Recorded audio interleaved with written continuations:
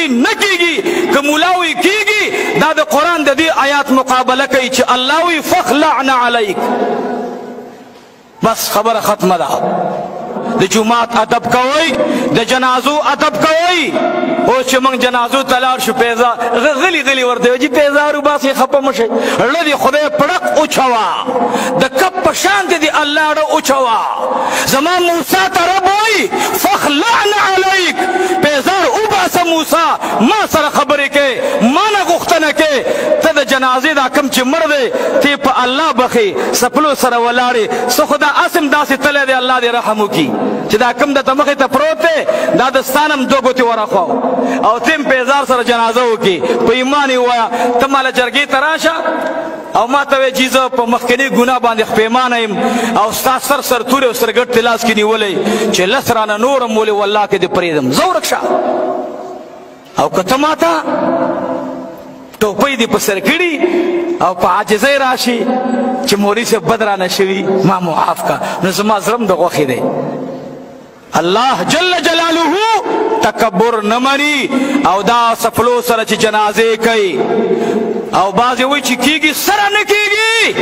دا نیټ باندې دا بیان واوروي دنیا ته سفلو سره جنازه نه کیږي نه کیږي نه کیږي که مولا وایي کیږي دا د قرآن د دې آیات مقابله کوي چې الله وایي فخلعن علیک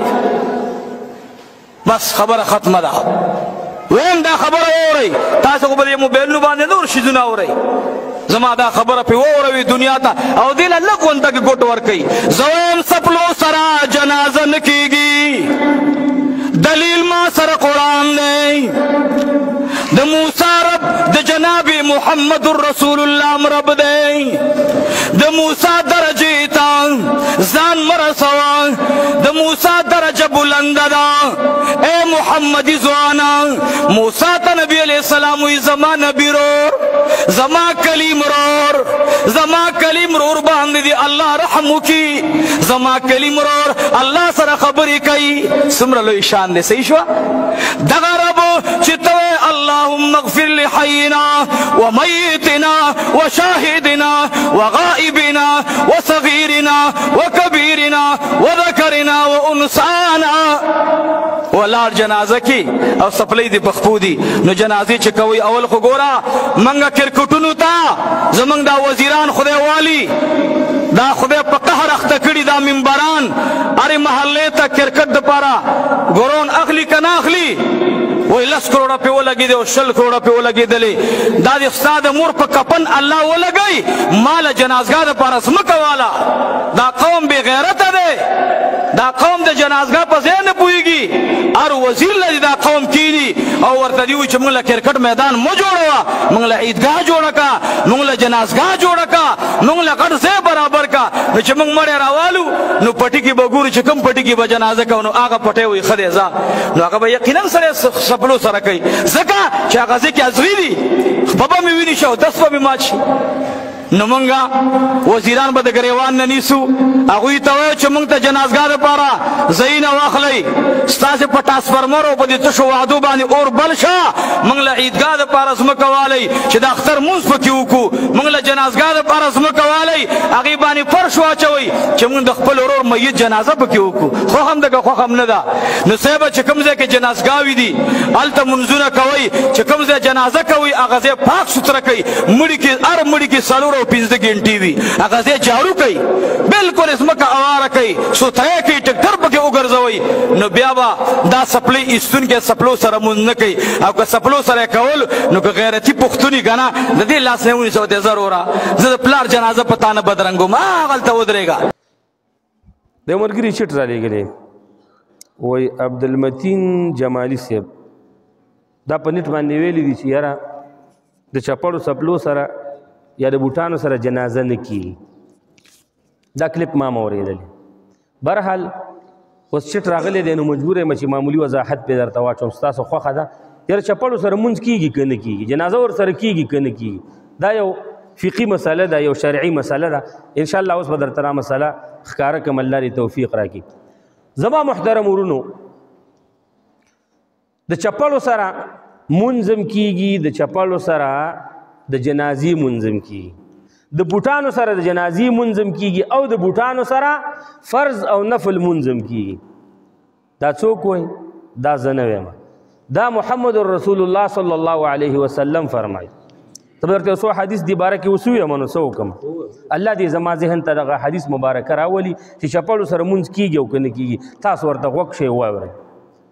یو حدیث درته وایم، روایت ابو داود شریف کړی دی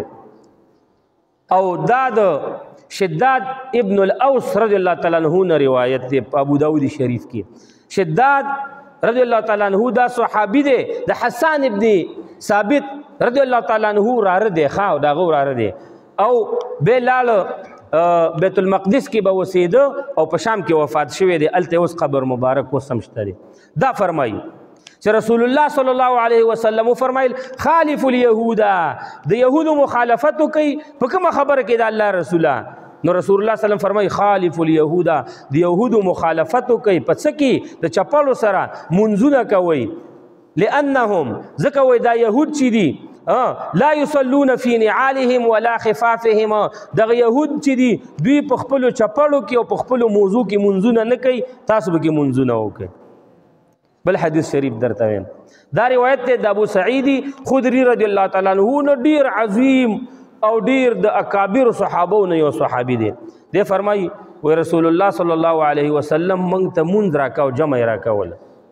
رسول الله صلی الله علیه وسلم وی خپلې چپړې د خپو مبارکو نه وویستلې او ښي اړخ ته یې کېښودلې.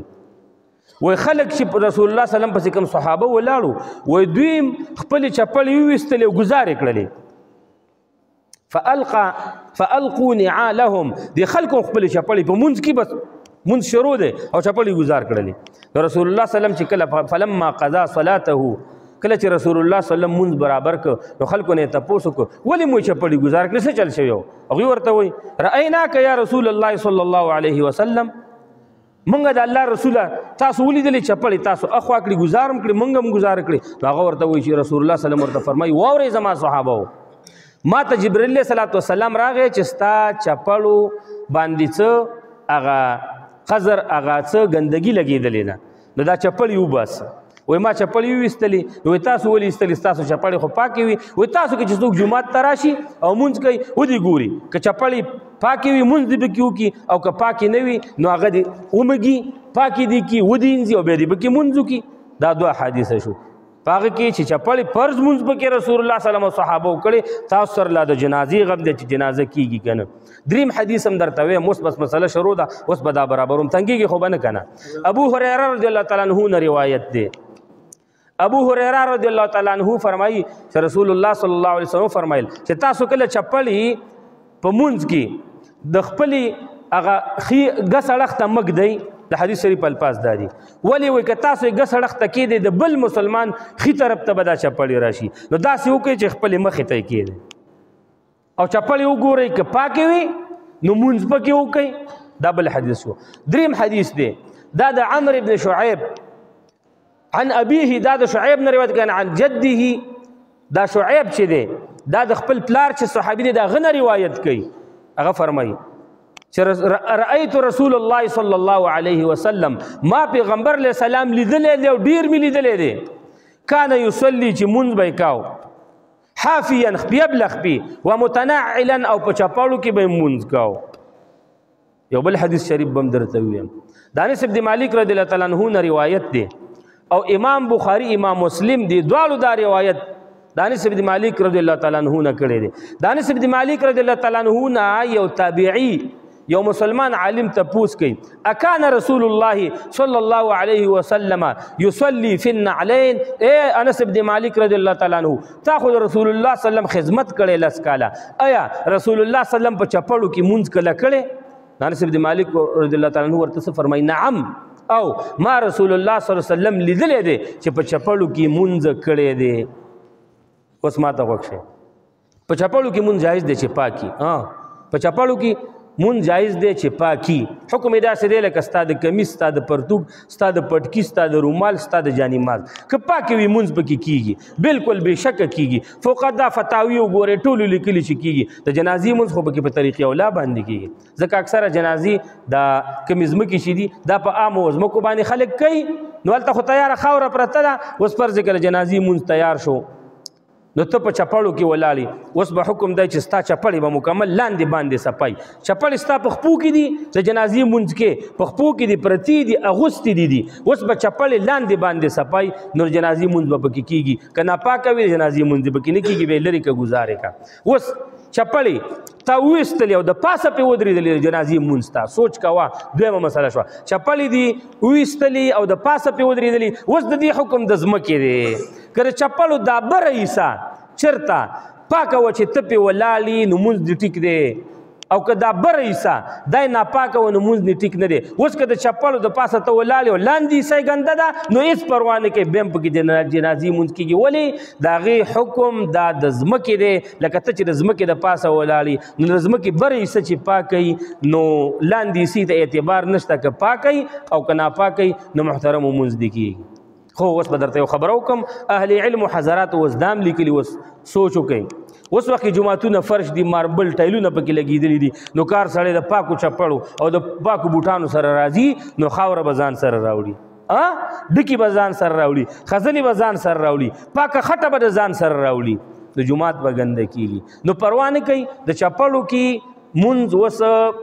دغه د فرش د پاسه د قالین د پاسه دا بهتر نه دی خو که د چا چپړې پاکې وي وایي که ما درته حدیث ویل د فقهاو اقوال مې درته ویل پام کوئ مونځ پکې کېږي ګورې سنت طریقه دا د ښه خبره چې یو سړی نوي چپړې والي په خپو کړي نه کور ته دې لاړ شي ادې په خپو کې یو 2 رکعته مونځ دې پکې وکړي سنت طریقه به هم برابره شي که د فرض مونځ وخت ودنه جمع تلې وه او چپړې صفاوي پروا نه کوي کله دې پکې مونځ وکړي ولې چې د رسول الله صلی الله علیه وسلم او د صحابو په طریقه باندې عمل راشي نو جمالي صاحب چې را کومه خبره کړې ده چې مونځ په چپړو کې نه کېږي نو دا خبره